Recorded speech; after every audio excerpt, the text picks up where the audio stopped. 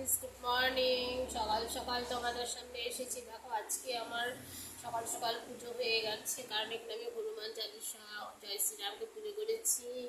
এই গীতা ভাগবত, এখানে তুলসী ফুল দিয়েছি, আমার গোপাল সোনাকে পুজো করেছি।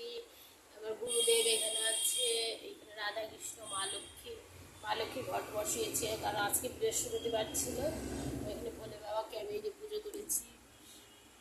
তারপরে আমার পুজো এখন কমপ্লিট, সাবা টাবা দিয়েছি, জাস্ট একটুখানি দিয়েছি, কারণ আজকে ঘরে আমার কিছু সেরকম ছিল না।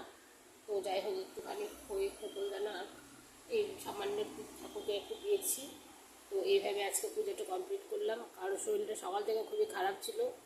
তো যাই হোক, পুজো এখন কমপ্লিট হয়ে গেলো। কেমন হয়েছে তোমরা একবার অবশ্যই কমেন্ট করে বলে দেবে যে আজকে আমার পুজোটা কেমন হয়েছে। তো যাই হোক, রাধে রাধে বন্ধুগণ, বাই বাই।